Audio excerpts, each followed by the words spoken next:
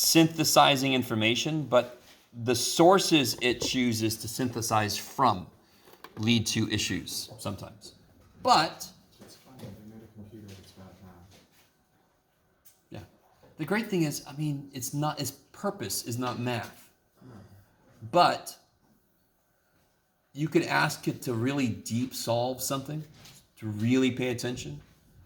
It's more of a language processor in a way.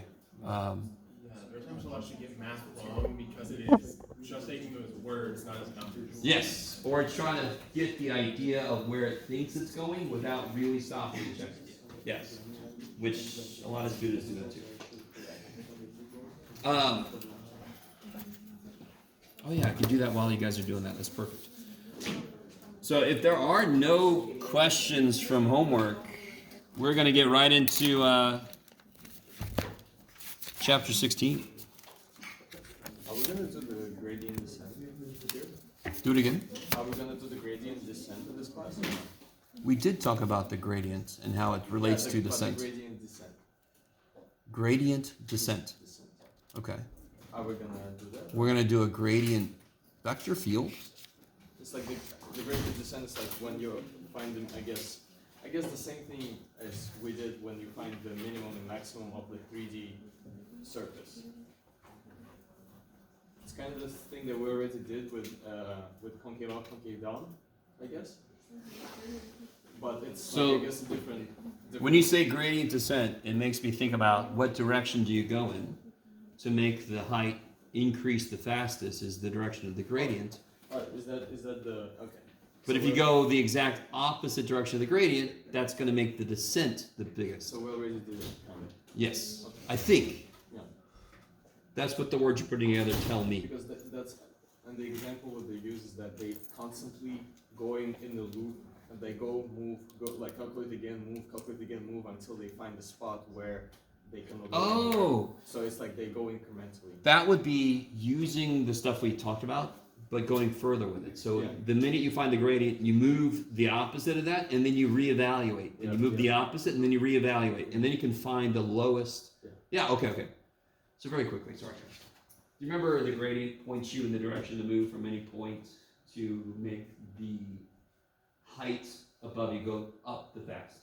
Yes, remember that? And I asked you a question like, in what direction do you go so that the height increases the most, the fastest? And that's the direction of the gradient.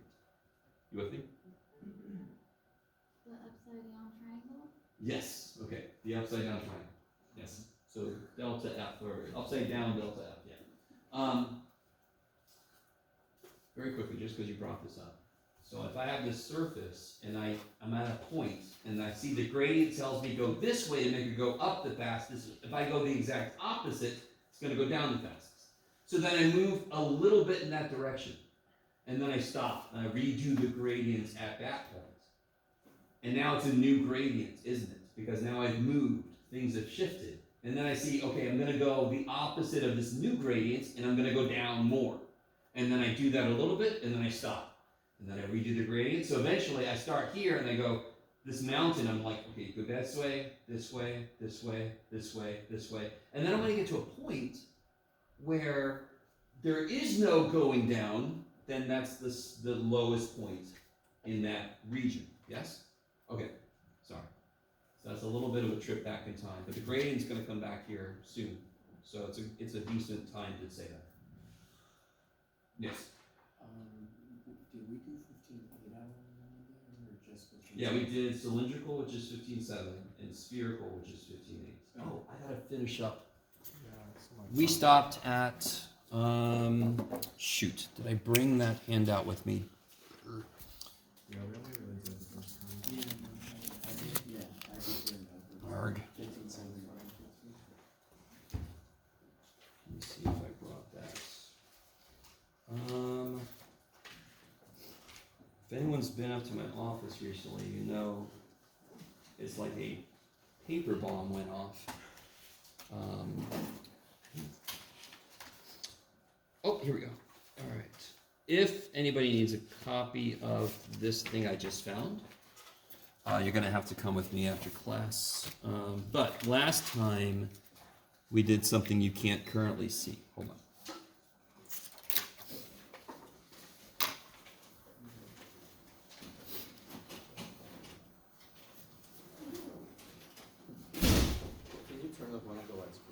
Certainly. I always forget that. I want this guy to stop. Thank you. Alright, how's that? So last time we talked about cylindrical. We did a few kind of like basic conversions for cylindrical, sort of the same idea as polar. And somebody just said, and what I said last time is, cylindrical is just polar, and you add the z-axis. Yes? No? What's happening? Okay. You guys with me? That's all it is. And I pointed out that we've actually done cylindrical before.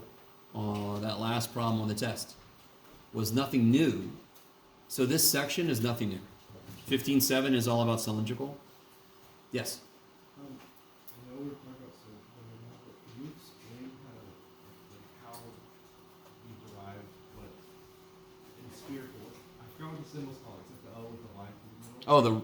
The phi or the phi or the faux fum, yeah.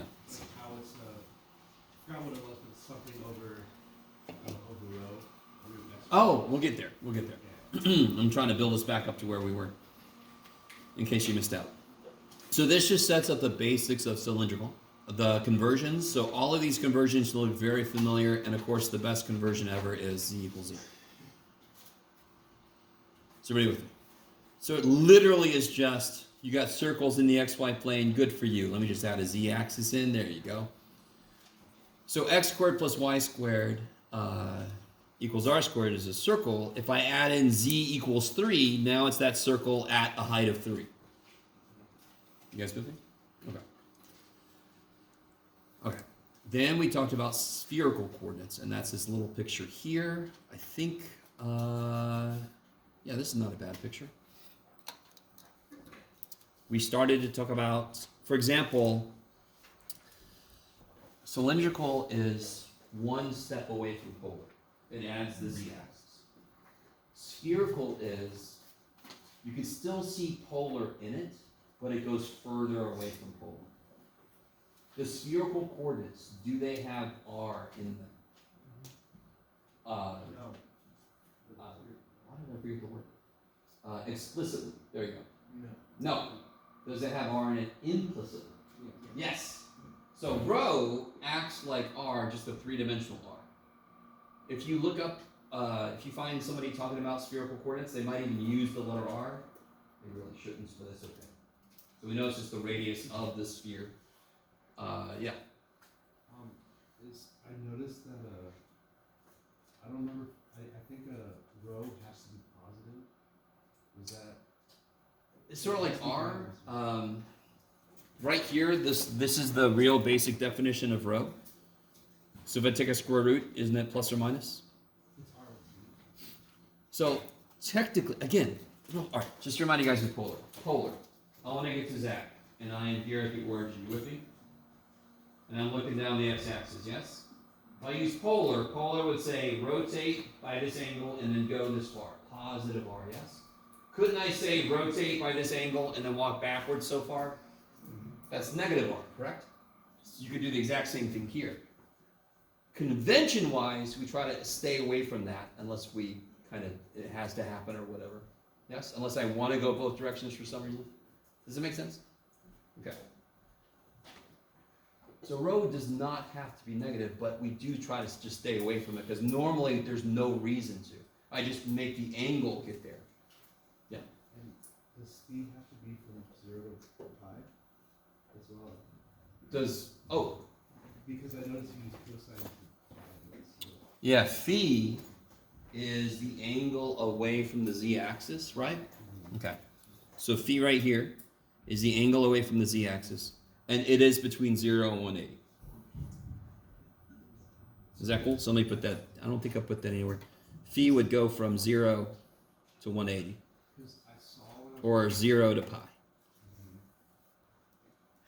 saw some people use sine to derive it, I think, but to derive phi, but I thought cosine would be better, because cosine 0 would be just... Cosine is just more directly defined.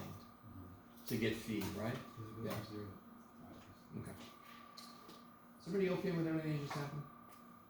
So it's kind of like I have my z-axis. I am the z-axis. Oh yeah. And if I have a point, I can rotate away from it. If my point's over there, I could say I've got to rotate around, or I could just have this angle rotate, and then I rotate down to it.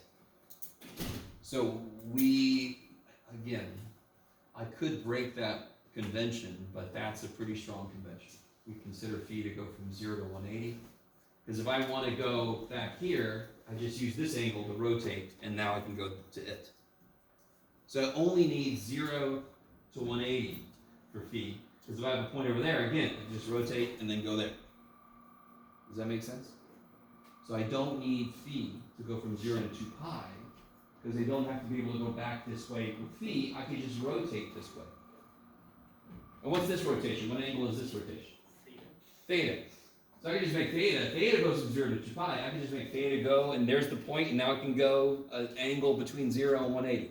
I don't have to go 320 degrees or something. Yeah. Okay, maybe. Whatever you say, John. Okay. Anything else before we... So.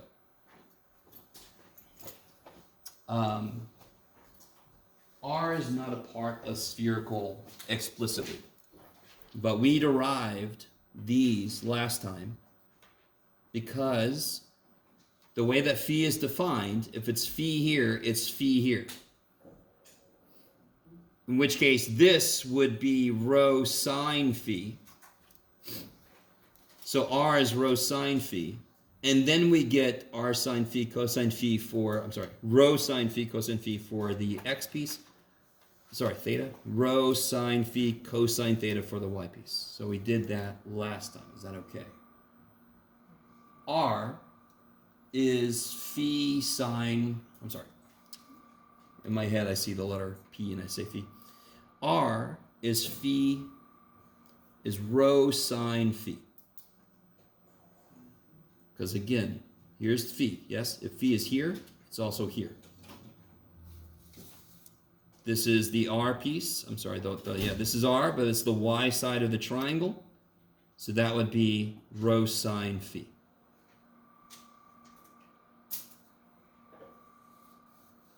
I love you guys. Y'all look very confused. So I tried to take this triangle, the one with the brown, the blue, and the green, yes? And I drew it again down here. See this? I'm standing here and I'm looking at it and I drew it, yes? Okay. Here's rho. Rho. Here's phi. Here's R. You with me? Okay. So therefore, R is going to be rho sine phi. You could use SOHCAHTOA if you want to be crazy. You guys, how's that? Is that okay? So you've done this kind of thing before where I kind of have multiple right triangles, don't I? That's the first level right triangle. What's the next right triangle I have to work with? Where is the next right triangle I have to work with? So I took rho and I smushed it down here. That is rho sine phi. I smushed it. You do theta and R. Now I've got to do the triangle that's here. Yes? To get what y is and what x is. And that I think I drew somewhere else. Yeah, it's too bad, Jeff. I don't know where all my notes came. Oh, I do have a few copies of this, so if you need one of these, I've got a few. Okay, just to try to recreate that really quick. So in the xy plane, I'm now going to have kind of like, let's see, how do I draw this? Here. XY plane. Yes. I am now going to have R sticking out like this. So now I want to know what X is, and I want to know what Y is. This is theta, and this is rho sine phi. Sorry. Is that cool? So all I did, this is coming from this triangle here. And I just drew that So now I'm looking straight down on the XY plane. There it is. So this is R, that's rho sine phi, bam, theta. And then I want to know what X is. Well, it's going to be rho sine phi cosine theta. And then Y is going to be rho sine phi sine theta. Okay, let me stop for a minute.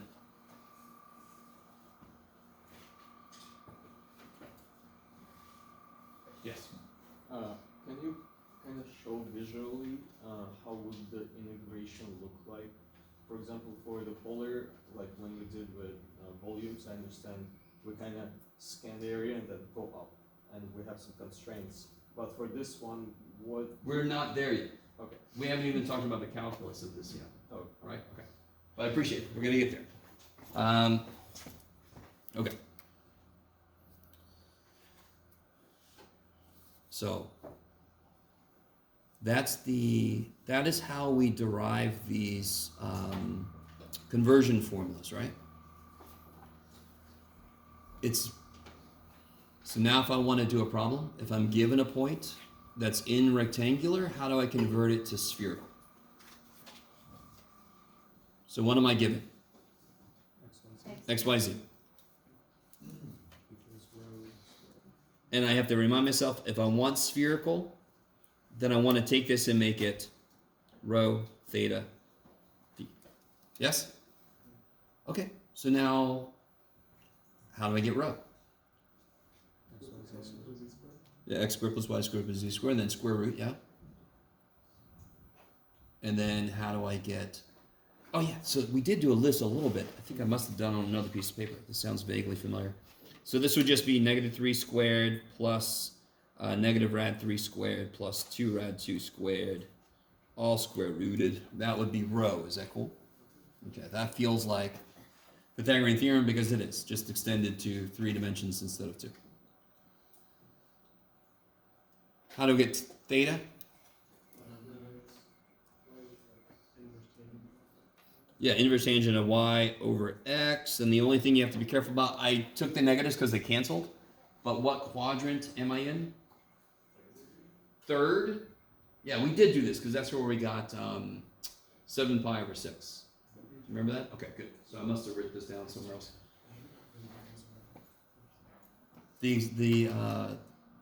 What I tried to help you with tangent was tangent is sine over cosine. When sine's big, tangent's big. When sine's small, tangent's small. That's one way to kind of remember. When is tangent square root of 3? When sine's big. When is sine big? 60 degrees. Because that's when it's close to where it lights it, yes? When is tangent small? Well, when sine's small. When it's close to the x-axis, pi over 6. So then that's where it would be square root of 3 over 3. Again, those are all things related to angles you should have memorized from your trick. Just trying to give you kind of ways to remember them. How do I get phi? This might be where we stopped, I can't remember.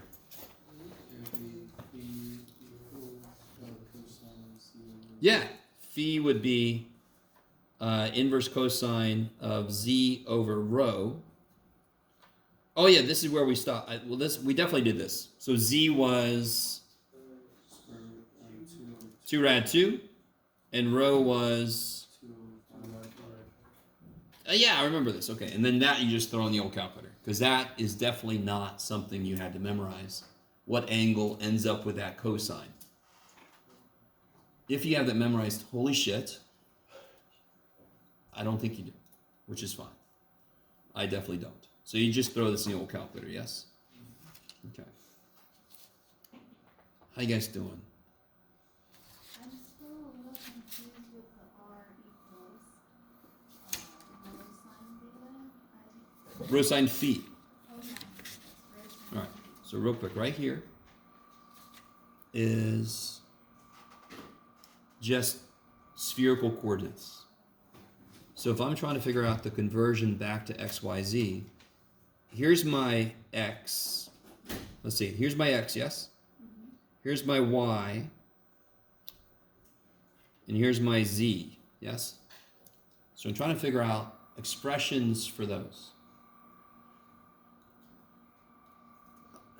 you see how this triangle here is really important? Because it has one piece that I want to know, one piece that I'm given, and another piece that will help me with these two.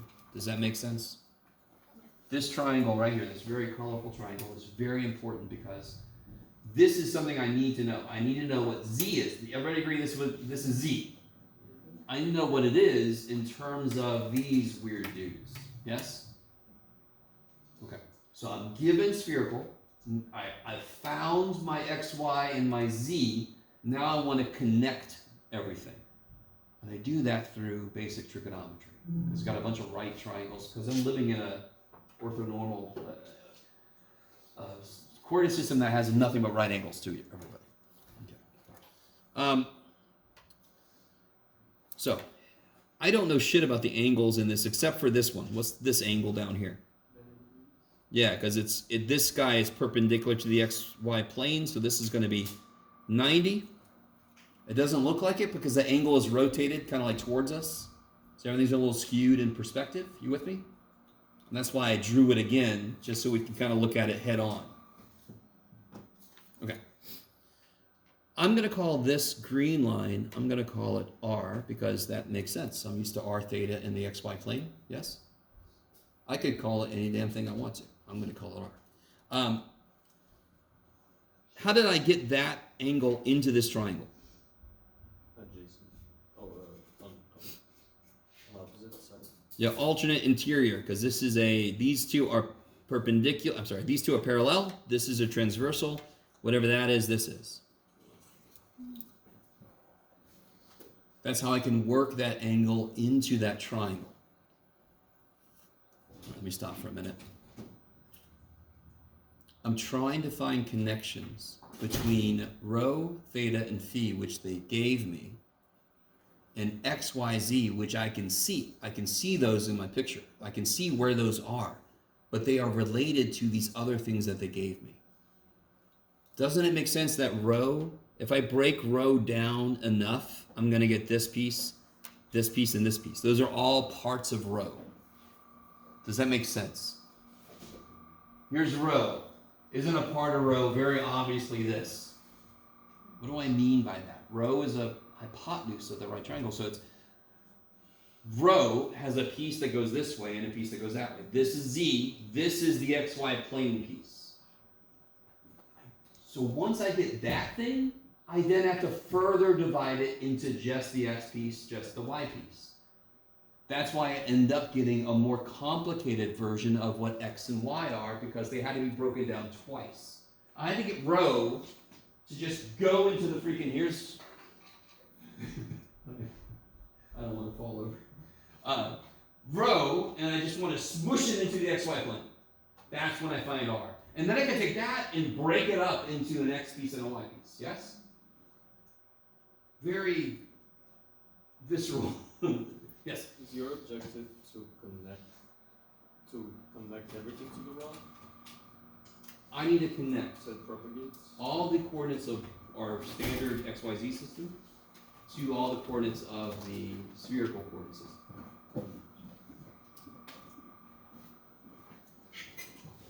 But rho is a big part of this. But rho can't do everything itself. I have to know at what angle rho is, because if phi is bigger, then the shadow here will be bigger, yes? If I'm further away from the z-axis, won't this shadow be longer? So how do I break rho up? It depends on all these angles, yes? If I change the angle at which my hypotenuse is sitting, how much breaks up in each direction changes. So yes, rho is huge, but so are the freaking angles, because they're going to tell me how much a rho gets put in all these different directions. Okay. So first off, what is the blue line then? So let me redraw this like we did last time. I'm going to look at this. I'm going to look at it straight on. Right now it's kind of weird because it's kind of like tilted towards us. So I'm going to draw this picture that I did last time. There's R. There's my green line. So I just took that picture and I rotated it. Yes? So I'm looking flat on it. Please, dear God, can we please live in a plane? Yes. I'm going to draw the blue line there. So this is point P. Yes? And then I can connect the point P to the origin. That was rho. Yes? This being P kind of sucks, but it's okay. P, make rho really crazy. It doesn't matter. Okay. You guys with me? Let me zoom out a little bit. Does everybody see how this is the blue line? That's the green line. That's the brown line, whatever the hell color that is. Okay. Sounds like we're about to try to take the MTS system back home. Okay. Is everybody with me on that piece? Okay. And then this is rho. So what is this side? Sorry, this is phi. What is this side? Good. What is it in terms of what I got in the triangle? It is z. What is it in terms of what I have in the triangle? Yeah, rho cosine phi. Yes? If you like SOHCAHTOA, what's cosine? SOHCAHTOA. Adjacent over hypotenuse. Yes? So that's why it's rho cosine phi. If you're, I was about to say if you're better than that, but it's not your fault that you were taught something insane. SOHCAHTOA sucks. If you know that cosine likes x, as long as the angle's in the base, that's the x piece. That's cosine. That's it. So what's this side going to be? What's this side? Rho sine phi, which is what we got last time. Yeah. So R has to be rho sine phi. And what's this again? This was Z. Z has to be rho cosine phi.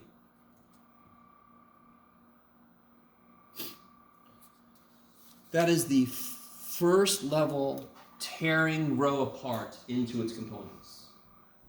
One component was exactly what I wanted. It's Z. The other component is X and Y put together, so I have to tear it apart again. That's why X has two angles in its expression, because it had to be torn apart twice. Okay. So if I look now, is everybody cool with that blue being rho cosine phi? And of course this has to be rho sine phi, because it's the other side of the triangle. So now if I focus on this triangle, which will be, I'll do, this is X, this is Y, and this is R. Is that cool? So that makes this theta. So I just took that and I rotated it there. Is that cool? Took this, picked it up, rotated it. All right, I'm going to stop trying to get reactions from everybody because everybody's like this. Hopefully that makes sense. All I did was literally just look at that like that, yeah? So there it is. This was what again? Rho sine phi. Now, real quick. X is R cosine theta, yes? We've known that forever. But what's R? Rho sine phi. So I get X is rho sine phi cosine theta. Not what you would hope it would be. But it's just what the hell it is. Yeah? I had to tear rho apart twice with two different angles. The first angle was phi, just to see what the z and the other piece was. And the other piece I went, oh shit, I got to tear you up again into your x and y pieces. And that was involved with a whole other freaking angle. Okay, maybe. So then y would be rho sine phi sine theta. Okay, and that's where those dudes come from. That's where those guys come from.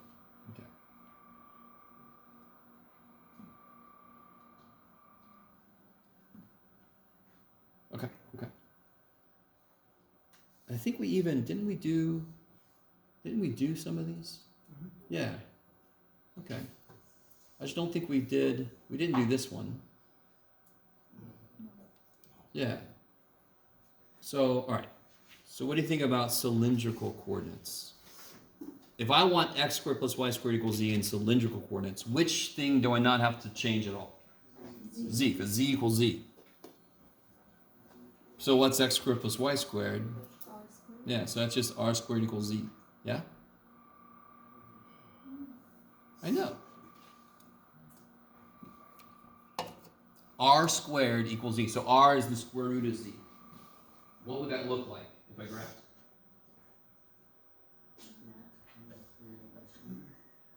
Given a height, what does that affect?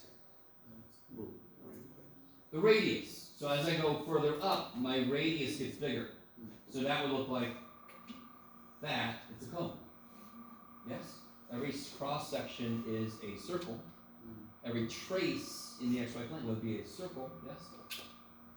It's just that the radius of the circle gets bigger as you go up. And that's basically what a cone does. Yeah? Because at the top, I want you to be able to slam a lot of ice cream in that sucker. Yeah. Is that okay? So cylindrical kicks ass.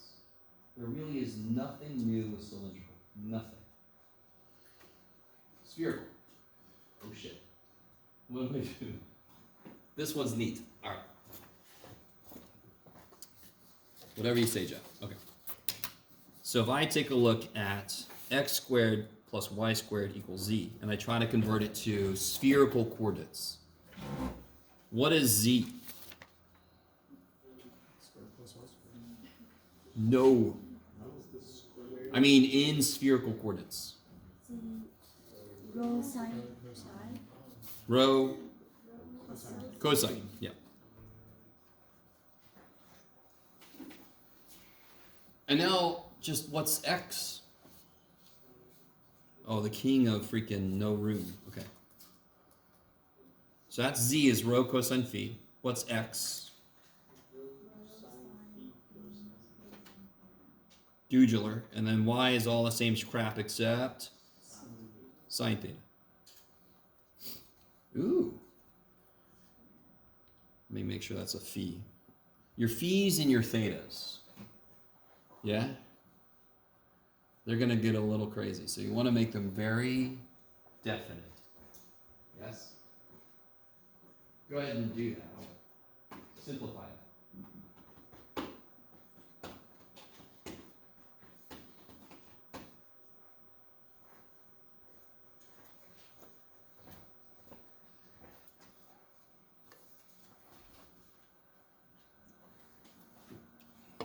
Oh. Sorry, guys. I want to talk about something before I forget. We have one more test scheduled. Thinking about where we are, that makes no sense. I want to propose something, and I'm going to make it a strong proposal. So if somebody has a major objection to it, I'll consider it. I want to not have a fourth test. Instead, have a few quizzes. And then the final will cover everything like it's supposed to be. I'll probably just make it a little heavier on 16. Or we keep with the schedule as is, and I cram as much as I can into every lecture section, because there are no more sections I can kind of delete. So it's totally up to you. Of course, I've sort of made it.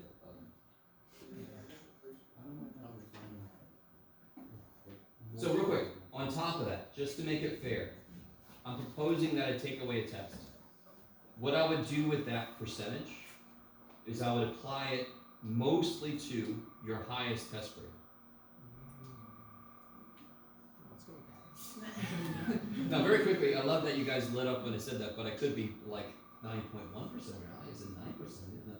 But I'm gonna distribute it to your test average. So the test average is gonna be the same overall percentage. I'm just gonna count your highest test grade. I haven't figured it out. It may be 3% more or something. You guys kind of with me? Because I don't like taking a grade away, but in terms of time left, I can't justify an entire class of a test. And then an entire class before that a review. You guys kind of understand? A lot of the stuff in 16 is really important, and I cannot chop it out. I can't. Okay. But I take full responsibility that it's my fault that the pacing wasn't perfect. Yeah. Because you need to stress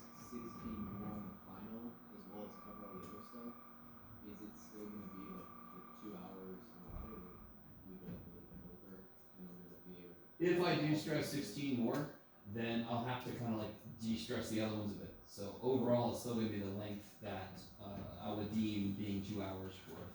Being able to do these. Yes, yes. I'm not going to just add another question from 16 and go, good luck, everybody. Although some of you guys are like, that fits with you. Hopefully you don't think that. I don't know. I'm not quite that evil. It's about the topic. Okay. So, Brady, yes. So the final is like a little bit longer than the. It can't be. How long do you have for the final? The exact same amount of time as the test, yes? You with me? Yeah. Final exams used to be 3 hours. Well, those were the days. So the final cannot be longer than any of our tests were. Does that make sense? Yeah. Because we have the same amount of time. Yes. So the final's gonna be like mostly 16, then a little bit of everything. I'm talking barely more 16. You know what I mean? Like One, compared to two, what the one final is going to finals. be, I might add one more question, one more quick little question, and then I might take one part away from something else, so it still comes out to be to fit within the 2 hours. Does that make sense? I'm not going to make it like 16 and then 1 or 2 questions from everything. No. Yes. I'm sorry. Can we do some like math on the grades and then get back to you with our vote?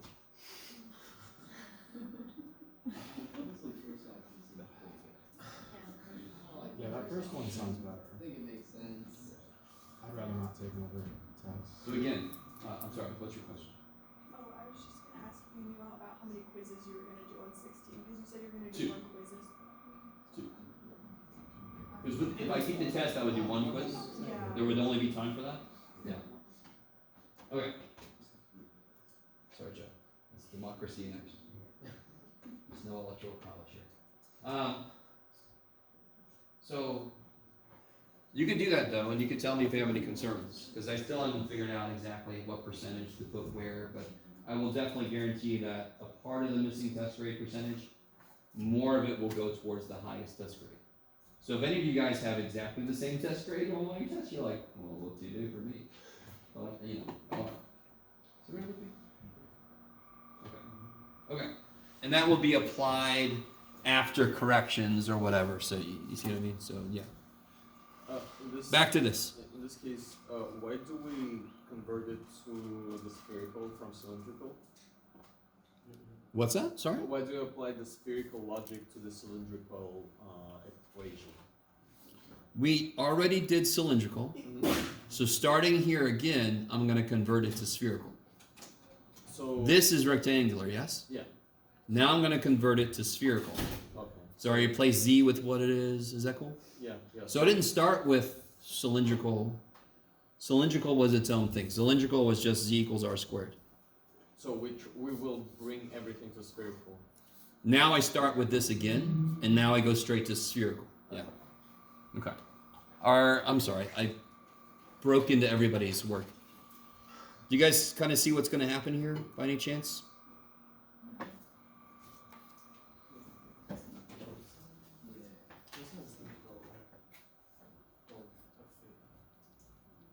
Oops.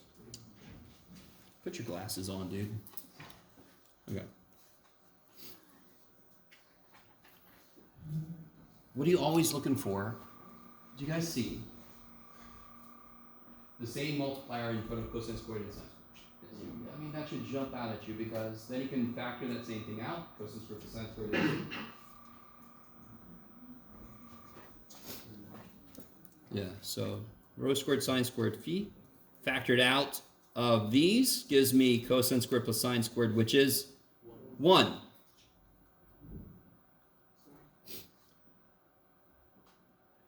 Squared is also. It doesn't make sense because this equation is a cone. It doesn't really care what theta is. It's just the same thing in every direction. Yes. So beautiful noticing. Good Lord. Whatever the right word is there. Yeah. Jeez, I love it. I can observe within myself my aging. It's fantastic. All right. Theta is gone, yes? Which makes sense because this is a cone like we said. It's symmetric with respect to theta.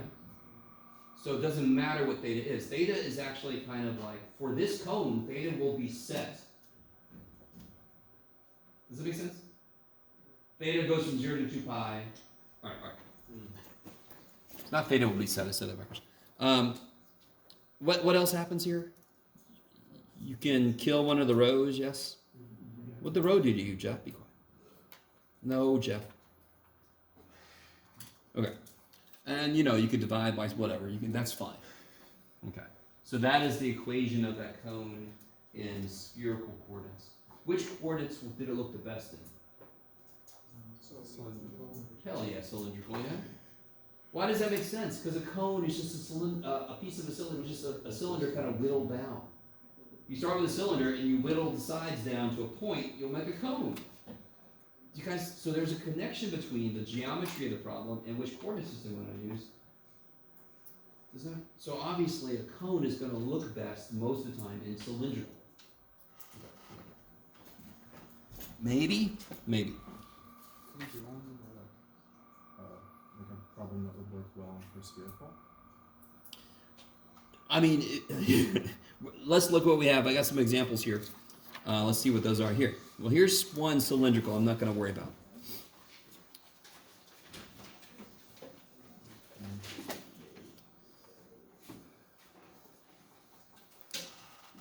So this was a problem that we could have done before we got to 15.7, because 15.7 is nothing new. Can you guys tell me, read through that problem?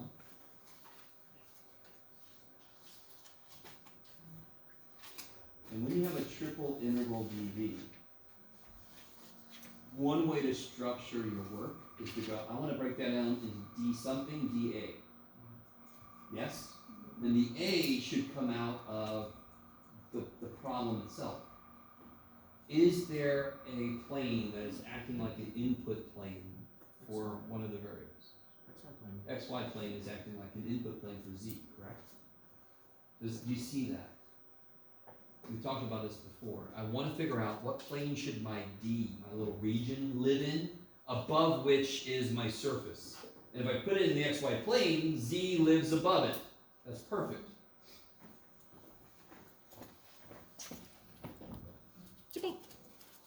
So it's in the first octant. Just fun to say. My XY plane, you guys told me you want that to be, oops. This is going to be my XY plane, yes?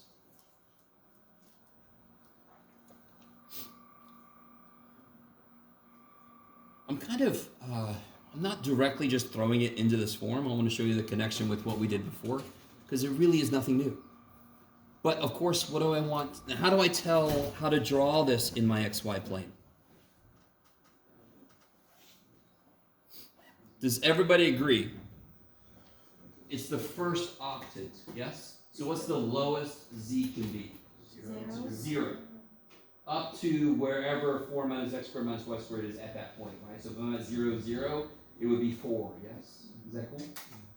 But it definitely goes, it's chopped, and then this is dome above the xy plane. So you don't have to be able to draw the damn thing. Circle radius too. So, how do I tell what dA, what that region looks like? What the book calls the D region, yes? So I'm in my xy plane. How do I tell, bless you, what it looks like? Well, what's true in the xy plane? Z equals 0. So if you set Z equal to 0, you get what? Which is, of course, a circle of radius. Dose. Centered at the origin, thank the gods. I should do a bonus problem where it's not centered. No bonus. I can do what I want to bonus. You guys with me? So at this point, if you didn't realize it was cylindrical, which is really just Z with polar. Now you should say, well, that's freaking polar. Oh shit, it's a circle. What the hell am I doing? Which plane did you guys determine should be converted to R and theta? XY.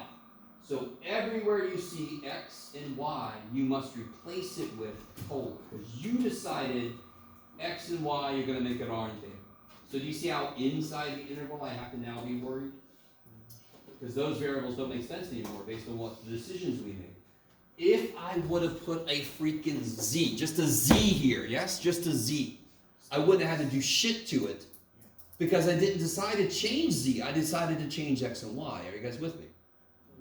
That's more like number 6 on the test. Remember inside was an X?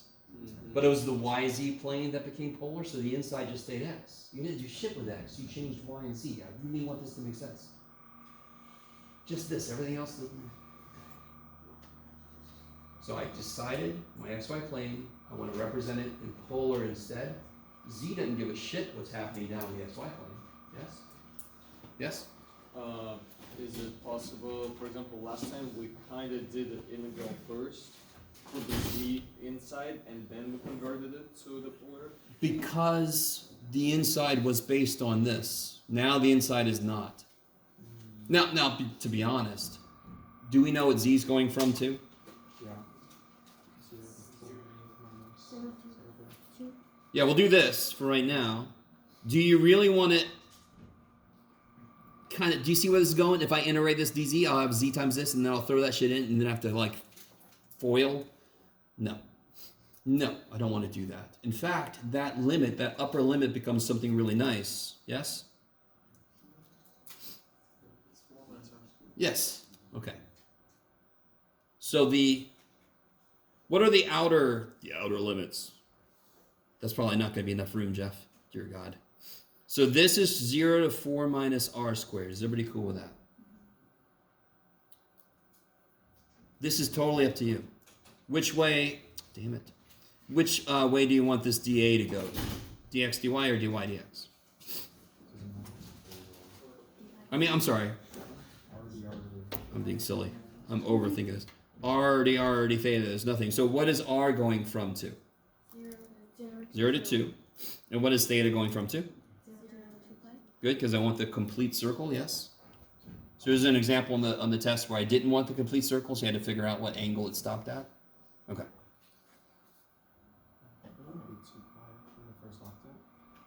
Just in the first octet. Oh, that's right. Sorry, First octet. Okay, so I should be better for myself here. So r is still going from 0 to 2, correct? And this should be going from 0 to pi over 2. Beautiful. Thank you, Jacob. Yeah, I forgot. First octet. Yeah. In my head, I still had the whole dome going on. Okay. So right here, when you see first octet, when you draw it, you can actually kind of do like I just did. That means first quadrant in the XY plane. What goes in here, though? And can you do anything with this to make it look a little better and to see something? Yeah, because that becomes a lot better. X squared plus y squared is r squared. And what's x?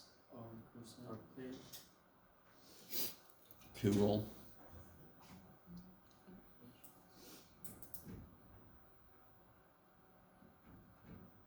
Okay. So you can tell I can't give you like 7 of these. They do take a little while to kind of construct.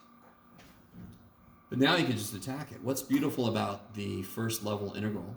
It's the same thing that we said earlier when I think Stan brought up if we wanted to integrate it first. Nothing inside the integral at the moment depends on z. So when I integrate something that does not depend on z, I just pick up a z, yeah? So let's kind of simplify this a little bit while we do this. So this will be r squared times r to the 4th, cosine theta, z from 0 to 4 minus r squared. Is that cool? I took the r there, r squared there, and the r there, r to the 4th. Okay.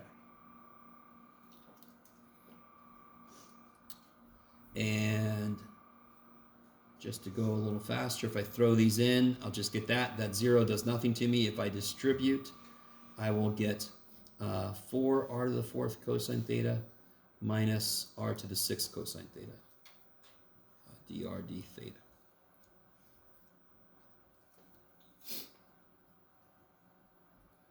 Is that cool?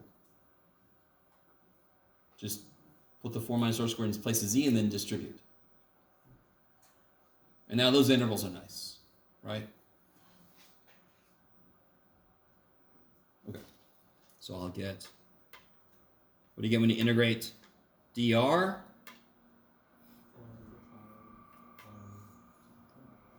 Yeah, 4/5 r to the 5th. Let me do it like this. Minus,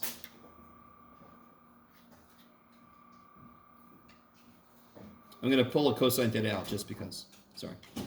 4/5 r to the 5th minus 1/7 r to the 7th. And that's evaluated, well, here, Jeff, from 0 to 2, d theta.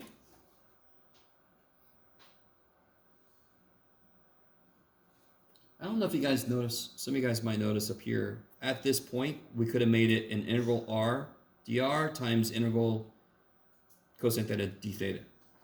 Because you can split them up. Okay.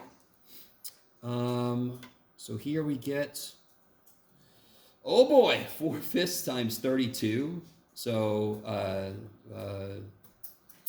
is that 128/5 minus, holy shit, what is that? 128/7, yes? Neato. Cosine theta d theta. What's the integral of cosine theta? Sine theta from 0 to pi over 2. I left some room for whatever the hell that is. What would that be, Jeff? 2/35, so like 256/35.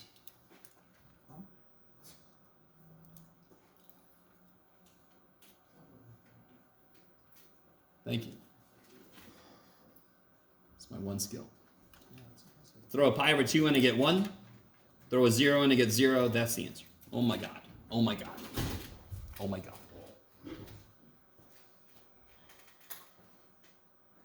So again, kind of, the cylindrical is nothing new. We're still talking about it in the same way. Where is my input region? What plane is my input region? That's my dA. Whatever letter I left out, that goes in the inside. That's going to be one that normally is a function of the other two, so it's going to be a little bit in your face. And then you know the limits for that. Inner interval. Maybe. Okay.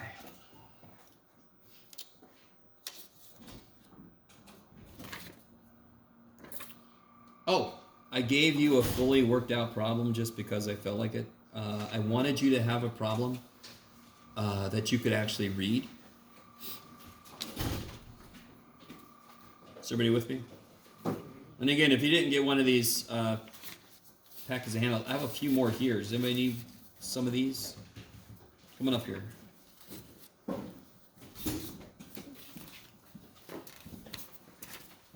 Everybody else good? Okay. So turn the page, and this is something I think I showed you a little bit quickly last time. All right. I talked a little bit about a couple of things that make sense. With polar, why does it make sense to have an R in front of dr d theta? We talked about this last time. Dr is an actual length, d theta is not. R times theta is arc length. R times d theta is arc length element. So then I end up with a true area. If I do dr, r d theta is length times length is area. Everybody with me? So, this is rho sine phi. That's going to be a part of it. Times d theta. So that's like the base of this thing is rho sine phi times d theta. And then I have to have a rho d phi, which is right there. So that's, yeah, that's the arc length of one of the three edges of this, not quite cube, but when I make the dimension small enough, when I make it every side infinitesimally small, it does become linear, yes, local linearity, so it will be a cube in the extreme. One edge of it is rho d phi. That's this top one, that's rho d phi. One edge of this is rho sine phi.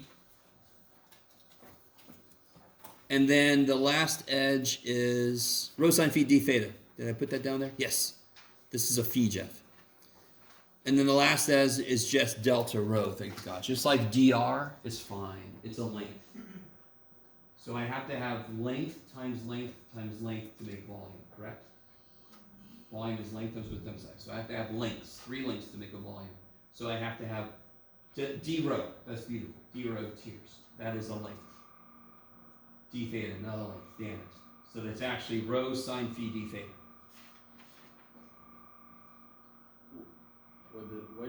Why does I guess it's z? Why this side the one that says gives the height is rho theta. Say- Rho so- phi. Do it again. Start. Do it again. I understand the base, the area, but when we get it, Oh, that one's actually okay. That one's actually the part that I think might make the most sense. Here, if I look at this head on, so this is where the little this is where this is. If I just look at it head on, yes, just look at it straight this way. Straight this way. I've got this. This is where the little. This is admittedly a horrible drawing, but this is there. This is phi, and this, so this arc length will be the radius times, so remember arc length is radius times angle. So this radius, this element will be the radius times d phi.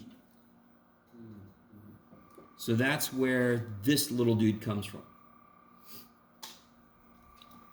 So every time I have a motion that's a change in an angle, I have to multiply it by a radius to make it an actual length. I need 3 actual lengths to multiply to make a volume. So every time we've done this, we start with integral dv. And I'm like, okay, how do I represent dv? For rectangular, it kicks ass, dx, dy to z. I got those 3 dimensions, yes? And I make a volume. For polar, I've got r d theta. For cylindrical, I've got r d theta for the base, and then times z to make it a volume. Yes, dz. So every time we've done this, we're trying to figure out in this coordinate system, how do I get a volume of a volume element? How do I get the volume of it? Well, I need to know one side length, another side length, and then the last side length. Delta rho, that would be this dimension here. Because if I go further out, that changes rho, yes? That's delta rho. That one kicks ass. It's already a length. This dimension, let's see, they don't really put theirs too well here. This one is like this guy. That one should be this, rho sine phi. And then this element here, that's the one we just talked about. That's rho d phi.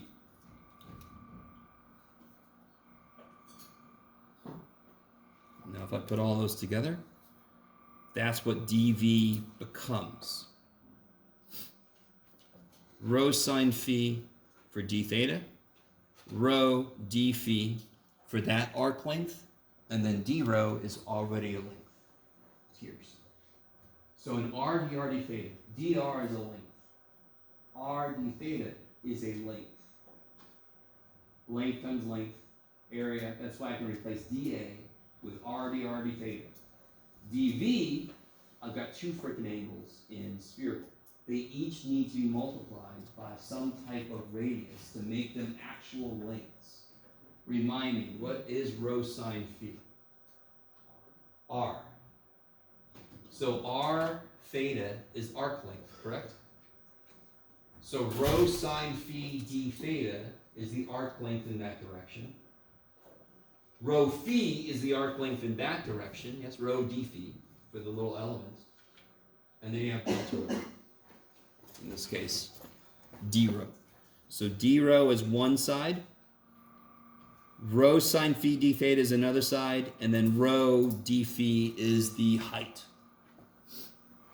Slap all those things together and get a volume. Now, those of you who are in my linear algebra class, there is one application of determinants. I don't know if this book talks about it, It's called the Jacobian. Oh, it might be in a future section.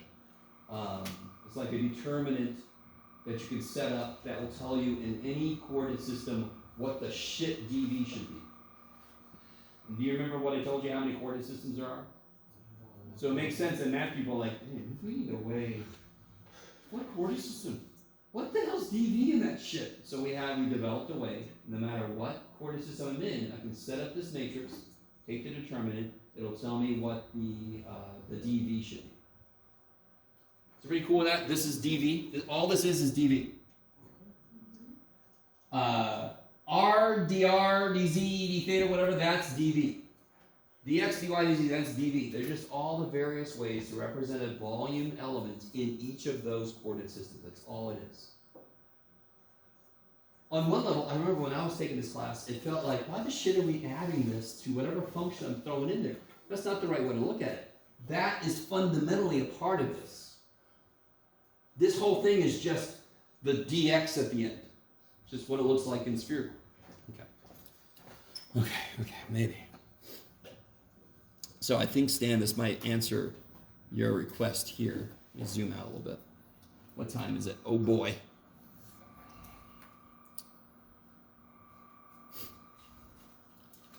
This one is they almost have to be really obvious as to why you might want to go to spherical, right? This one is doubly obvious. Do you agree? Mm-hmm.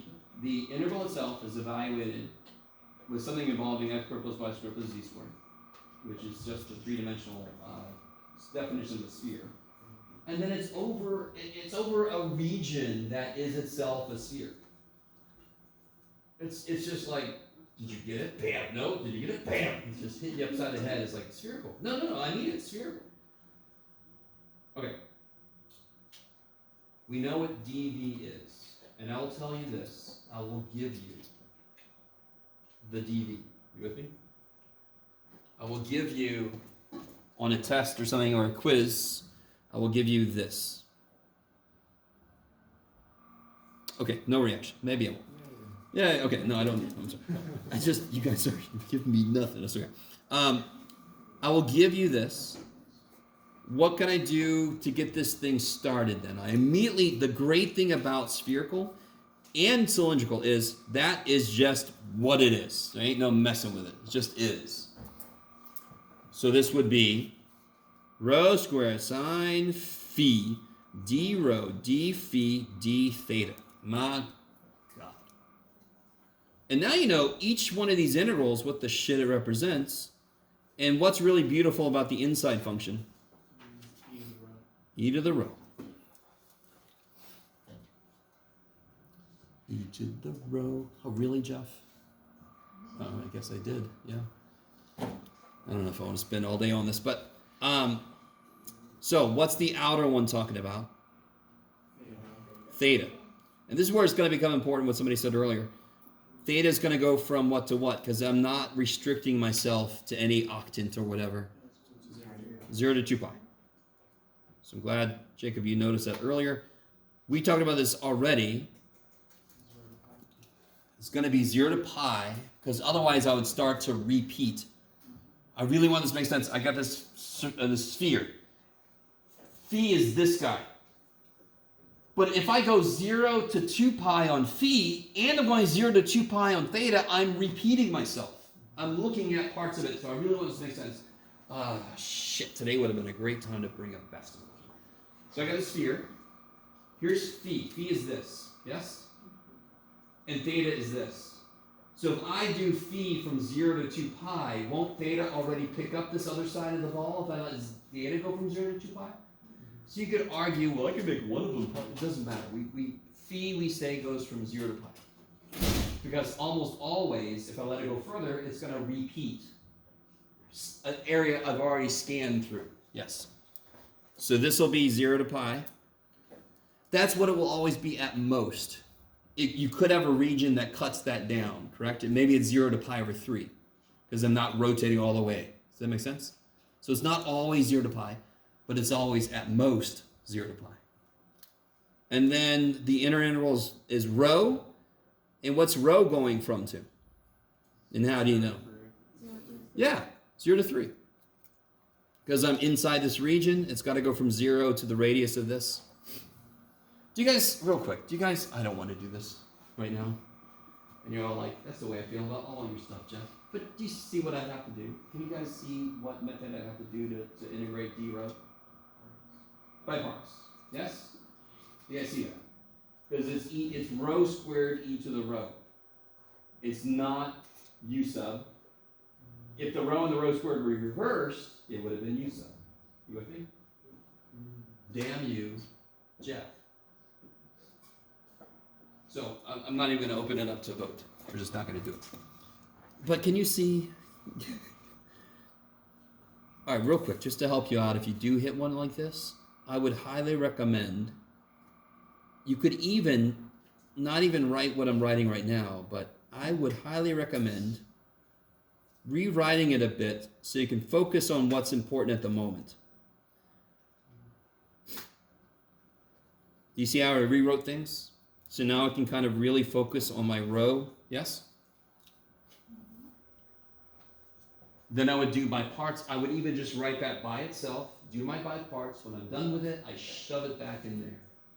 And then I worry about the sine theta and whatever. Yes? Does that make sense?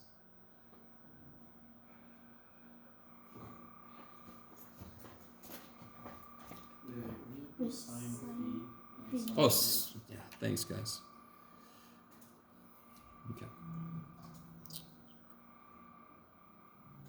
Okay. I think I have a fully worked out, yes, example back here, a different kind of example. Is this the same one? Wait a minute. Oh, this is the cylindrical one. Did I have a fully worked out? Ooh, I do. Oh yeah, this is what I was going to do. Look. Talk about this, blah, blah, blah. Try to set up the integral and start evaluating it before looking on the back of the page, because on the back of the page is the solution. Yes? Okay. We don't have time to play around with that, so. Okay. But this problem, you could try to kind of set it up, and on the back is the solution. Yes? Okay.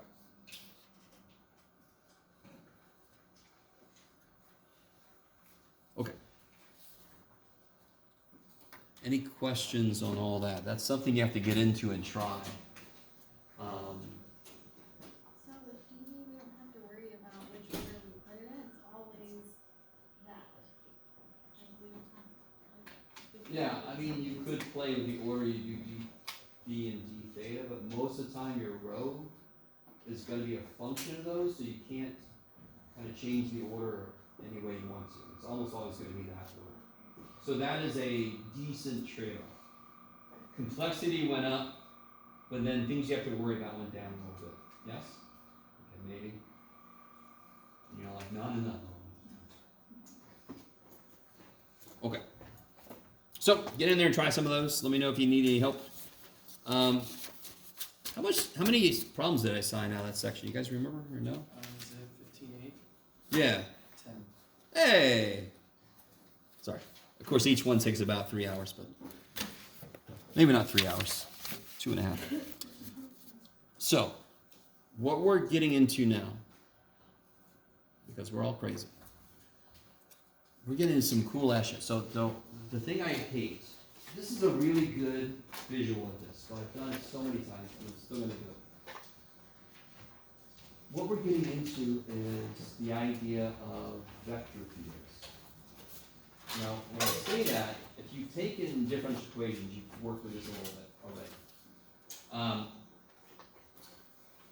So all a vector field is, the most used but most accessible illustration of this is the wind.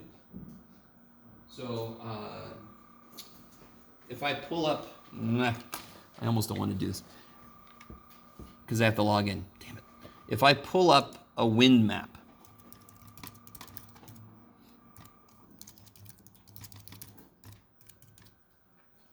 see if I remember my password.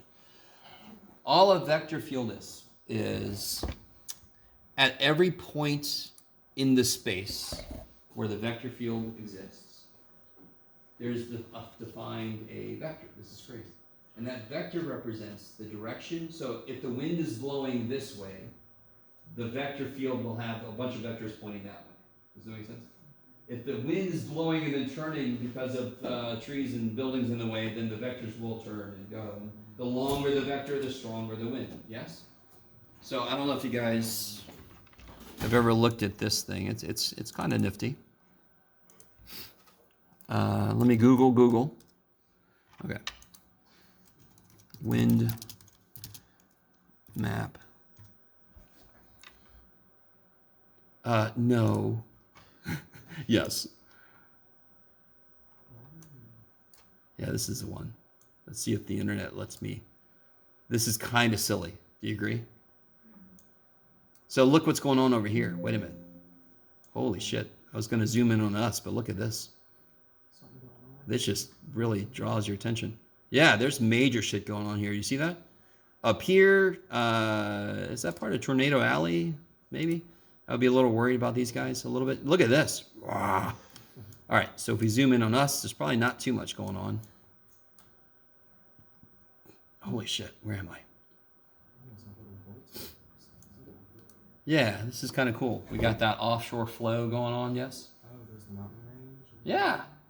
Yeah, on this you could see these geographical elements that kind of describe why there's like, for example, oh god, you can barely see it here. Why there's a dead zone in one place and so forth. Okay. Are you guys with me? So this is a vector field. If I plop down a balloon that's lost just enough helium. You see balloons and they just kind of stay right here? So it's not going to fly up. You with me? If I plop that balloon in this vector field, it's going to flow along with those arrows, yes? As it moves, if the arrows turn, it's going to turn. It's getting pushed by the wind. So a vector field itself, you can talk, for example, another kind of vector field is an electric field. So you have a charge in space, it sets up an electric field around it. The electric field, we actually define it based on the direction a unit charge, a positive charge would move. So if I have a positive charge in space, all of the vectors that represents this electric field will be pointing away from it. So if I put a positive charge next to it, they're going to want to get away from each other. You with me? But the electric field itself has a strength.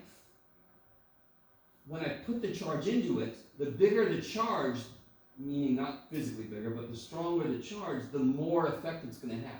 Just like with gravity versus mass. You guys kind of with me? So a vector field, we can look at it as two-dimensional or three. So obviously we're going to start with two, just so we can get our toes into it, and then we'll extend it to three. But it's like a magnetic field, gravitational field, electric field. Those are all just, there's something affecting the points in that space. And if I have the vector field, I see how big that effect is and in what direction that effect is moving. Are you guys all with me? A little bit. Okay. It's a little bit tricky. I remember something like this in Calc 1, where there was like a bunch of like arrows on a graph, and then like it has a point here, and then Yeah, okay. draw a graph or something. Maybe. I'm not sure why you would be doing that in Calc 1, but that I kind of am curious. Oh yes. Oh, slope field. Okay. Yeah, to be honest, here we kind of focus on that in differential equations. Slope fields, yeah. I don't think we really do that in our Calc 1 here, which is neat. I know, you guys are like, oh, it's too bad for you. So, we're going to get to the point today where you're going to be creating your own vector fields here in a minute. Or yeah, graphing the ones I gave you. Oh, that's too far ahead. So the way that we define a vector field, I can have, so just to really make it all official, we can define a vector field. So it's a vector function. Do I want to use that notation? Sure.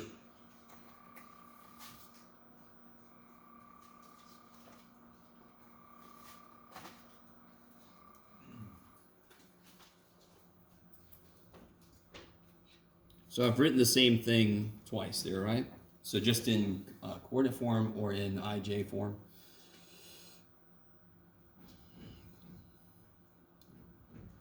So what this means is, for example, this is obviously two-dimensional. It's easy to extend to 3 dimensions. I would just need F3, right?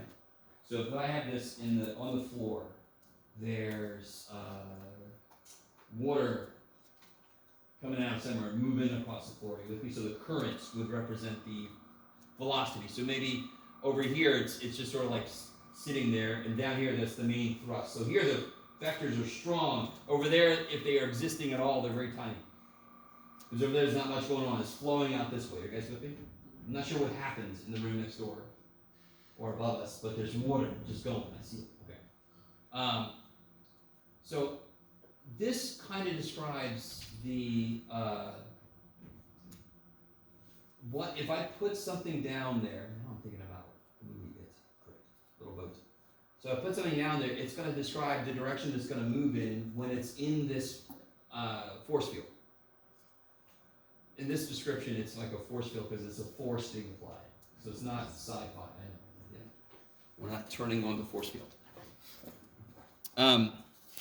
So what's really kind of nice about this is if we restrict it to 2 dimensions, we can actually analyze it by hand. So let me just give this to you. Did I bring more for everybody? I did. Just to kind of really just jump into it. Yeah. Are those 2 different functions? Yes. But each of them affects x and y directions. Yes, they're both dependent on x and y potential. So why are they different, not the same? Just like They could be the same, okay. but they don't have to be the same. It's like a, So, I mean, if I have water coming out, there might be some, the F2 would be what's happening in the y direction, and F1 would, I'm sorry. Sorry.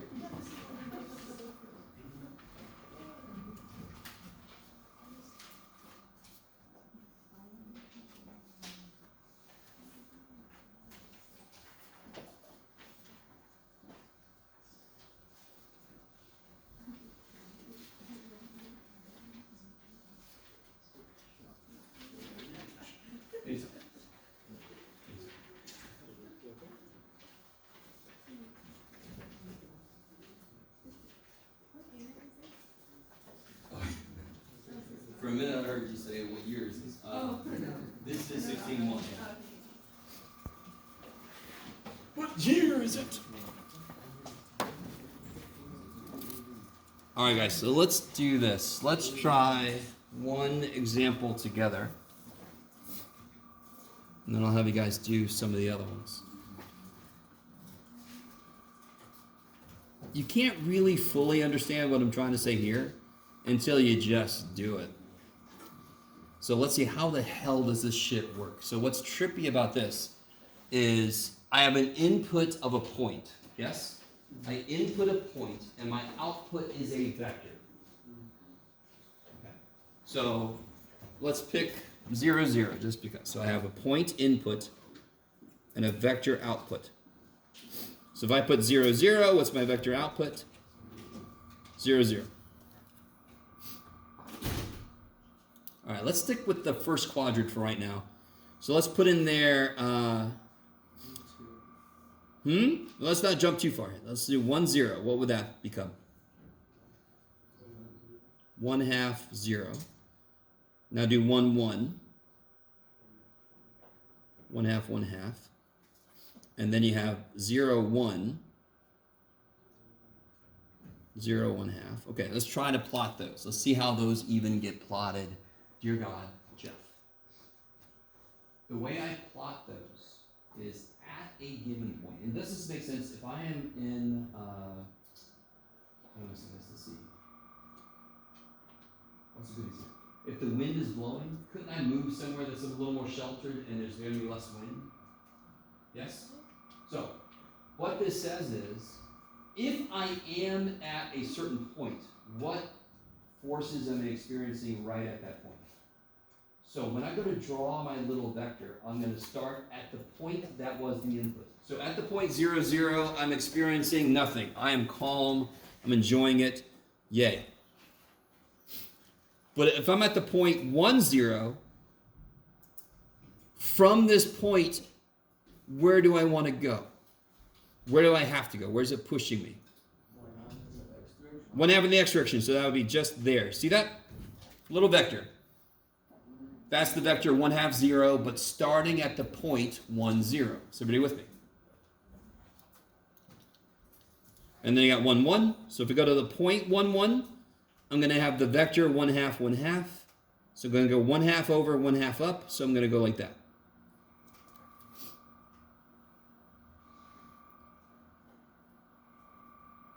Not too bad, right?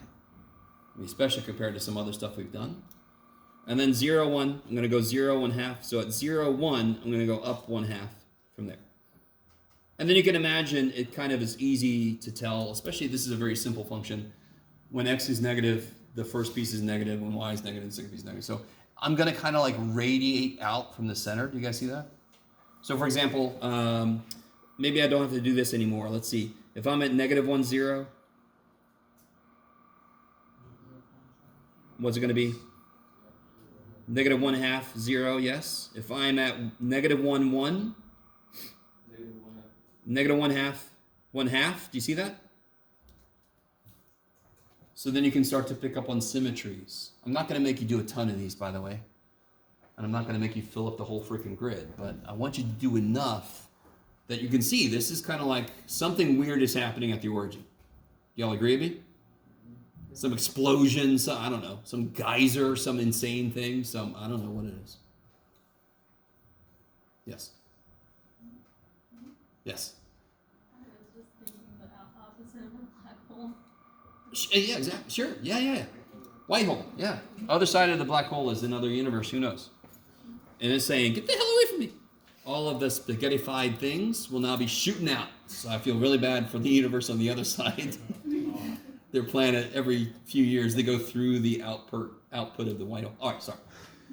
I'm not going to write sci-fi book with you guys. I'm sorry.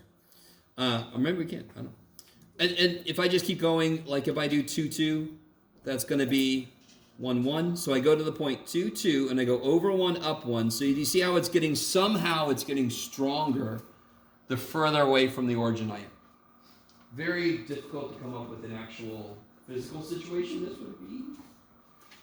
It could be something, many things, and they speed up as they leave, so it is basically the opposite of a black hole in a lot of ways. Things are leaving, but they speed up the further they get away. If I think of this as a velocity field. It's like a hill. Yeah, even better. I love it. Jacob, you're awesome. So the middle's the hill. So if you're right dead center, you're not going anywhere. But the minute you move, oh shit, and you just and it's got this crazy slope.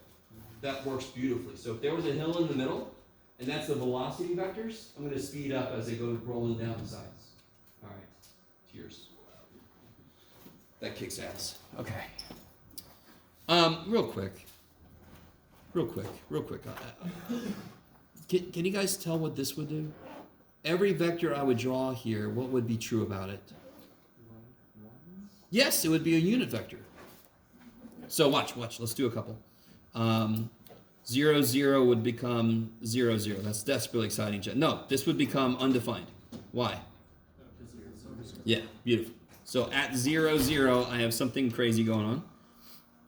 Let's try 1, 0.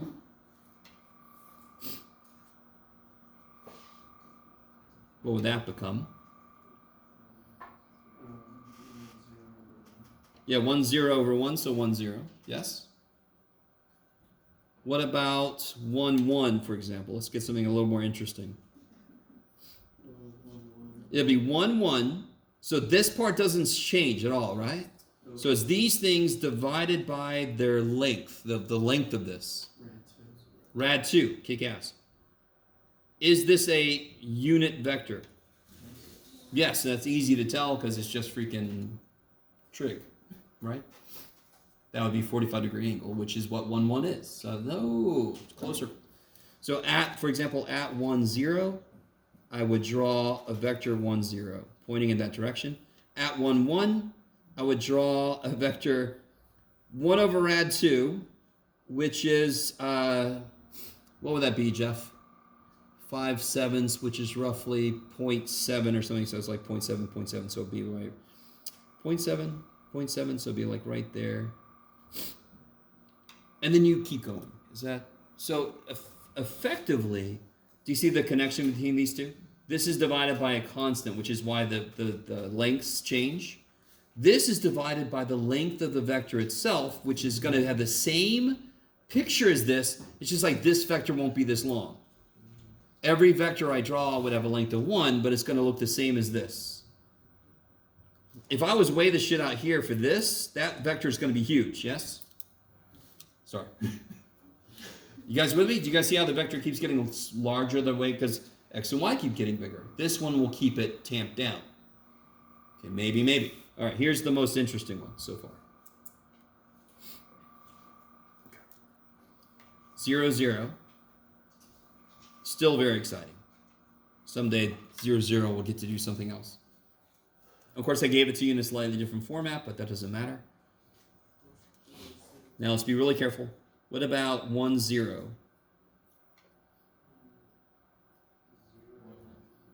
Yeah, the y piece goes here, and the x piece goes there.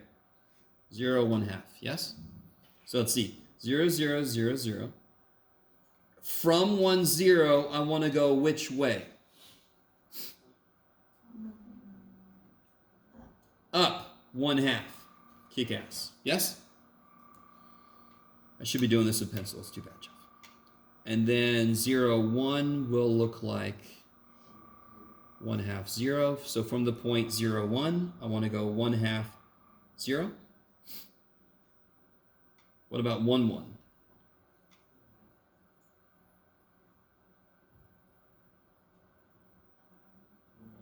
One half, 1/2. So from 1, 1, I want to go 1/2, 1/2. Boop.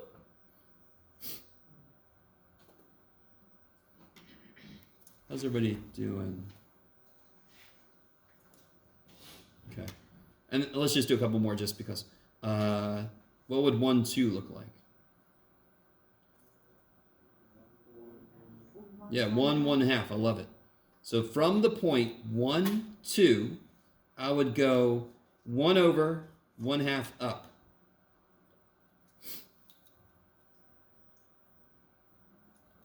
And just to kind of keep that going, what about 1, 3?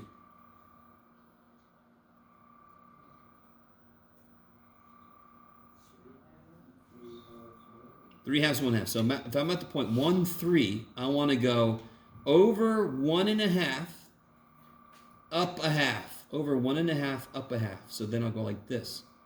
Do you see what's happening as I move up? My slope is getting smaller as I move up. In fact, on the x-axis, my slope was infinite. I took one step up, my slope now is 1. Another step up, my slope now is 1/2. Another step up, my slope is now 1/3.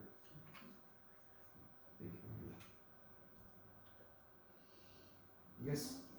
Huh? Okay, good. This is much better. Now, obviously, this is section 61. It's setting up what we're about to do. So what we're going to do with this, when we have a vector field present, we're going to start doing things like, if I had a magnetic field, how much work would I have to do to push this charge this way through the magnetic field?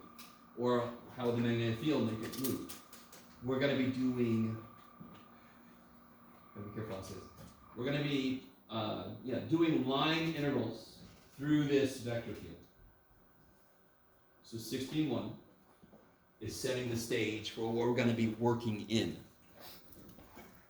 And then this one is almost the same as that one, except all the x values will now be negative. Okay.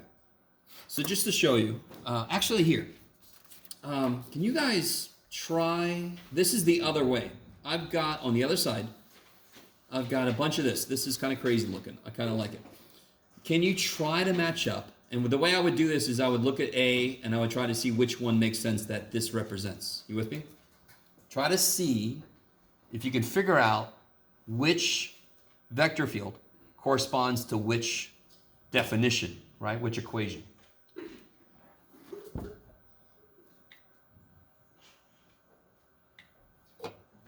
I'm going to pull up a tool that's better than this wind map, even though this wind map is cool.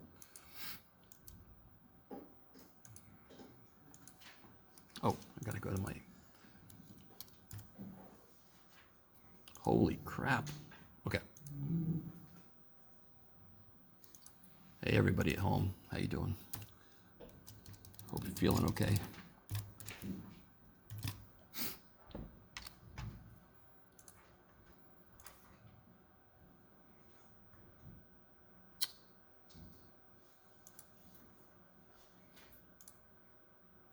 There we go. If I remember, I gotta put this up in Canvas for you guys so you can play with it.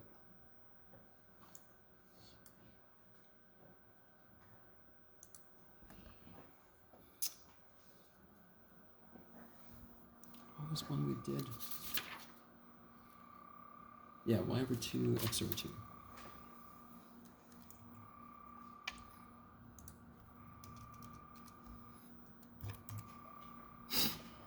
Ah, that's right. It doesn't show. That's right. That is one failing. Yeah, okay.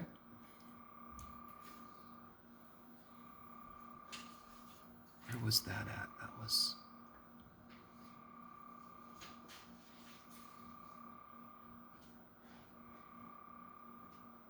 Where was that?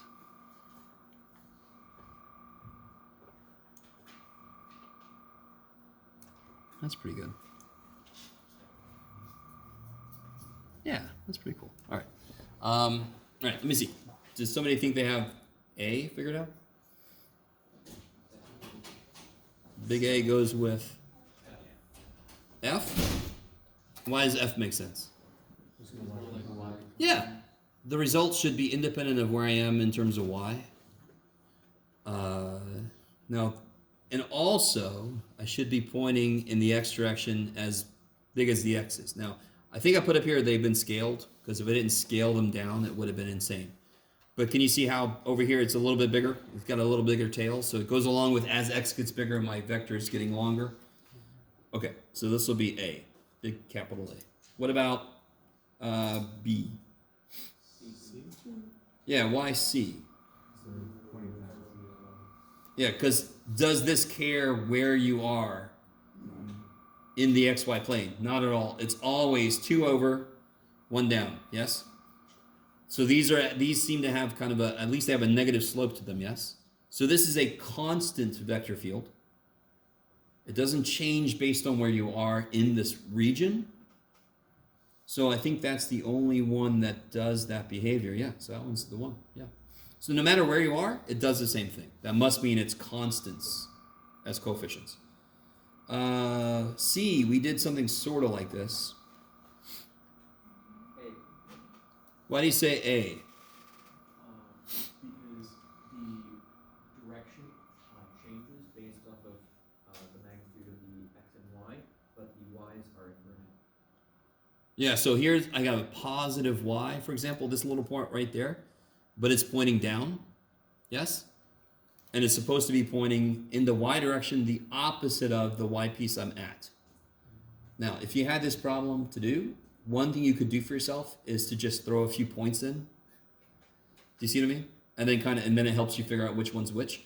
But just looking at this, in the X direction, I should be pointing the same direction as the X I'm looking at. So all the negative X's should be pointing like that way, and all the positive X's should be pointing that way. And sure enough, that's true. All my Y's are pointing the opposite of what sign they are.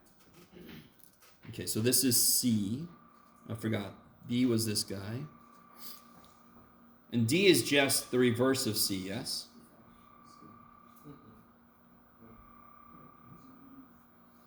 I mean, not the exact reverse, but it is sort of different. It's got the Y controlling the X direction. It's got the X controlling the Y direction. Which one? Okay, so let's check it out. So part B, 0, 0 makes sense. If I'm at a positive X my y should be pointing down. Is it doing that here? No. If I'm at a positive x, yes? If I'm at a positive x, my yp should be pointing down, yes? E, okay, let's see. Positive x, y is pointing down. Negative x, y is pointing up. And what's really cool about this one? Yeah, if I drop something here, it's going to go in this circle. Yes? Okay, I like it. And now, what did I forget to put down here? So this is D. And you only have two more left, right? B is E. Yeah, B is E. Because as you get away from the center, it's just going to grow in that direction. And of course, that leaves F for this guy. Real quick. When will this be the zero vector? You can do it. When will that give you the zero vector? X and Y equals 0. When y equals 2x. And look at the y equals 2x line. Isn't that where the vectors are like not going one way or the other? That's zero there. Do you see that? So if I put a particle there, it would just sit there. It wouldn't experience any force in either direction, in any direction. So let me show you this. Believe it or not, Desmos again. This is missing some stuff I wish it had, but it's probably the best thing I found because look what you can do. So this is the vector field we worked with earlier, the x over 2, the y over 2. You guys with me? So just to remind you guys, that was the very first one we did. I think it's what I put in there. Let's double check.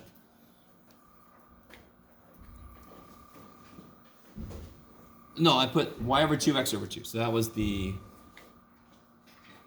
third one we did. Whoops. This guy.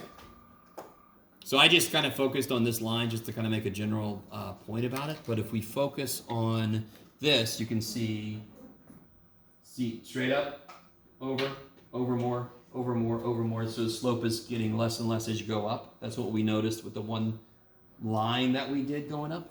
And then this guy is awesome. If I can throw a freaking particle in there and just see which direction it would go. You see that? That kicks so much ass.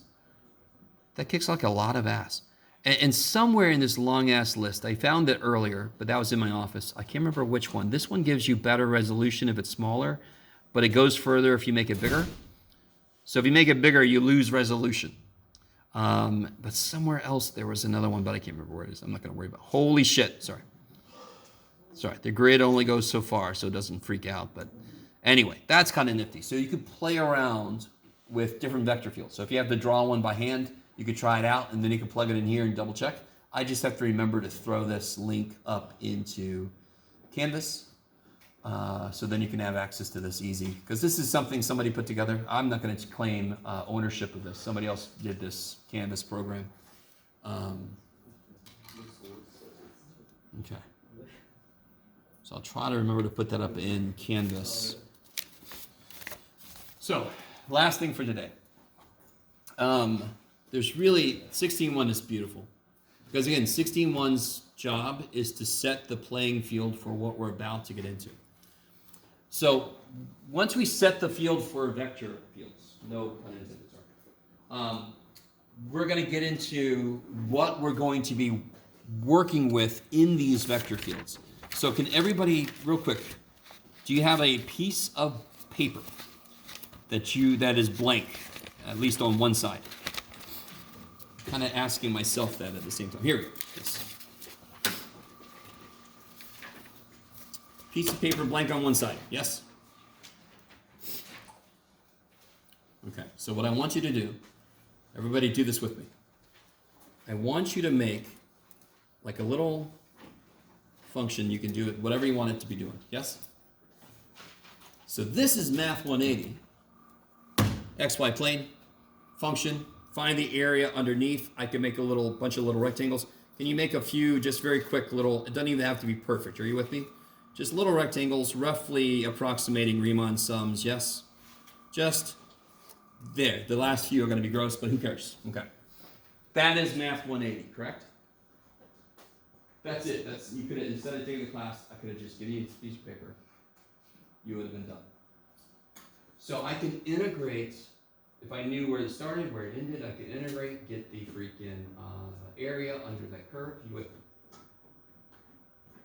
Now, this is where I can't project this anymore, but if you take your paper and you just curl it. Take the paper. Nobody wants to play with me. Damn it. You're all like, oh shit, I really should have done it then. Damn it. You just pick up a piece of paper and do this. Pretend like I did it. If you just curl it, now I'm in 3 dimensions. Yes? This is 2 dimensions. Now I've allowed it to go 3. So if I think of this as x and z, now I'm introduced the y, yes? And now, shouldn't this still have the same area? Of course it's got the same area. It's the same stupid piece of paper, yes? Except now, it's this line, this is r of t, that's describing where my function is. Come here. There, it's this line here that's defining where my function is, yes? What's defining how far up it goes? So, this line is through the xy plane. Just like we had D region in the xy plane. And above it was the surface, correct? And I can get a line. Now I'm going to have a line, like I say line, but you have to have a curve. They're called line intervals, but they should be called curve intervals. I have a curve in the xy plane, and above every point is going to be a point on the surface. So I'm kind of like, I got this big ass surface, we could do find the whole volume under the surface, but now we're getting a little more interesting. We're saying, what if I kind of have this curtain? And I want to know what the area of that curtain is. And the curtain does this thing along the surface. You guys go with me. Let me show you a picture because I know I can't draw or shit, so here. Stuart had a computer make stuff for him. So this is a perfect picture for this. There. That is what I'm trying to describe to you. Do you understand that if I took either side of this and just flatten it out, that is a Math 180 problem, yes? So Math 180 is a special case of Math 281. It's where the curve I'm following happens to be a straight line that lines up with our x-axis. Do you guys see what I'm saying? If I did straighten it out, I could do Math 180 to it and get an area, but I can't actually do that. The math behind straightening that out is its own thing. You don't want to do that. So I'd rather say, is there a way for me to kind of like integrate along the curve like we integrated along the x-axis? Do you understand just that? I know, I can see in your head, you're like, what the shit is this going to look like? But just conceptually, does that make sense? Again, that area is an area. If that was a physical object, I could flatten the damn thing out and I could see what the area was. So we're going to kind of we're going to only use inputs that are actually on this curve, and then I can see the height above it. So you can kind of see how this works. This is like Riemann sums. I still see rectangles, correct? But this will be ds. Do you guys remember arc length ds? And this will be f evaluated at the points like xi, yi, if I'm going to try to do a Riemann sums thing. You guys are all with me? Not really? So, just to lay a little bit of the math groundwork and then I'll let you go. This is some cool shit. This is what really blew my mind when I first took this stuff. Okay. Oh, there it is. So if I'm given, this is not the best. There we go. Given a plane curve, C. The one bad thing about the way this book is sort of like set up is, well, this is kind of nice too, because our final's going to be cumulative. So we're going to have a lot of stuff come back from like, do you remember the days of R of t, R prime of t of t, unit tangent vector? Oh, it's not Huh? Curl? Well, curls come in too, but this is old shit. We've done this before. The entire TNB reference frame is not going to come back, okay? But T was the tangent vector to a curve, the unit tangent vector to a curve. So, do you guys remember any of this at all? R of T, R prime of T, some of you guys are with me? That's going to come back. It's going to play into this. So I define a plane curve by parametric equations most of the time. Now, let's stick with 2 dimensions for now. So I have a set of parametric equations like we had before. I've got bounds for what t does to generate these points. And this is how I pick out just a curve in the xy plane, because now I'm allowed to move in the x and the y direction however I want to if I define it on this third variable t, this parameter. Okay, maybe. So in Calc 1, we just made this. Well, actually, it would be like z. We made a 0 for z, so I wouldn't go in that direction at all. Let me try to give you, oh yeah, just to remind you guys, or if I want to represent it as a space curve in kind of vector form. And then from here we could do r prime if we needed to, just like we did before. Okay. There's one little thing. We assume C is smooth. And all smooth means is r prime is continuous and r prime is not everywhere 0.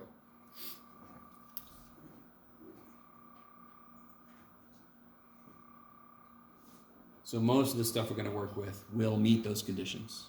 Okay.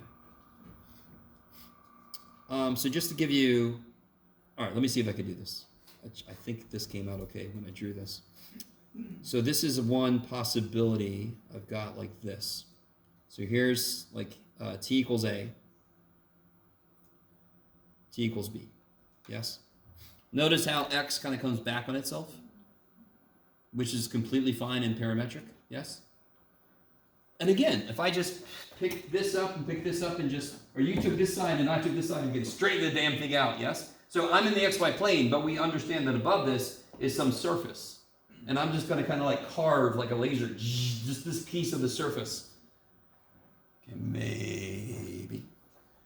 If I made my surface function 1 and I do what we're about to do, I would get the length of this line. Just like if I made 1 in the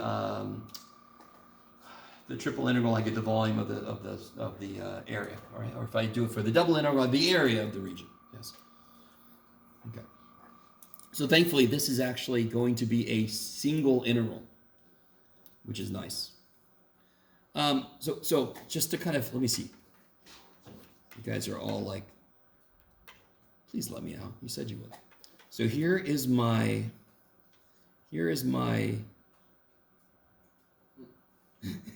That in there, yes? Sorry, you can't see it. And above this is the, all right, go with it. That's horrible. Anyway, that's really bad. I'll be okay. So f of xy is above this region, is above this.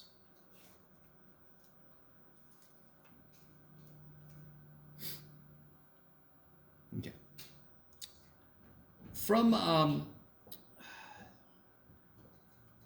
an earlier section in the book, we found out that, I think it's from 10.2, the length of C in the xy plane is given by, let me see if this looks familiar to anybody. Is this 16.2 or 16.1? This is 16.2. 16.1 was the vector fields. Right. And there really is only that much to it, what we did. It's okay if this does not look familiar to anybody. Does this look at all familiar to anybody? Isn't that the surface? Isn't that repeat? Yeah, it's basically arc length. It's the length of a curve. Yes. So it's just little Pythagorean theorems, yes? So if I go dx, dt, dy, dt, and I add them all up as I go along. So if I go dx, dt, dy, dt, then I really went square root of dx, dt squared plus dy. That's how far I really went. So if I go dx, dt,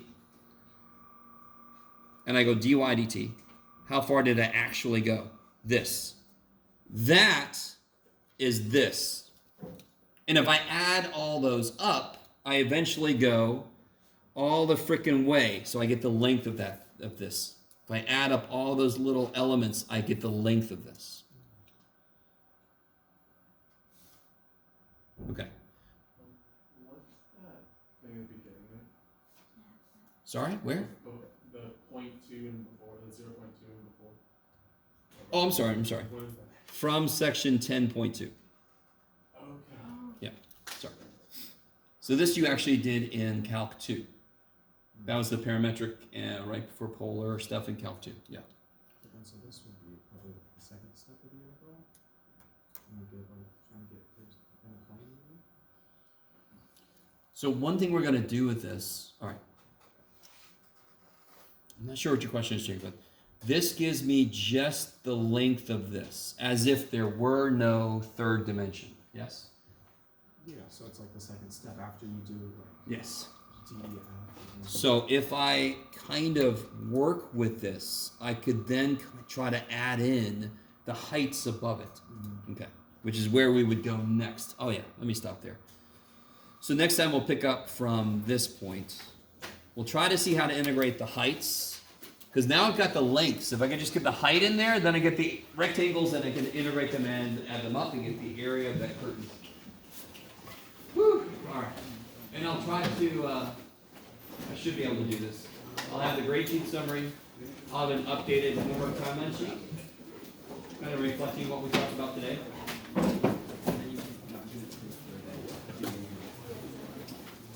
more stuff? The one you just gave us, you have one for The vector field. Yeah, I'm used to it because we did it in Calc 1, and it was Slope like a field. slope field because it's like sloped like a vector. It's so like, weird that we don't do it. Yeah, but then we do the in hell out of AP them in Calc, differential like, equations. It was a decent like lesson, like we did it for a while. Wow. Yeah, we don't do it at all. Yeah. Well.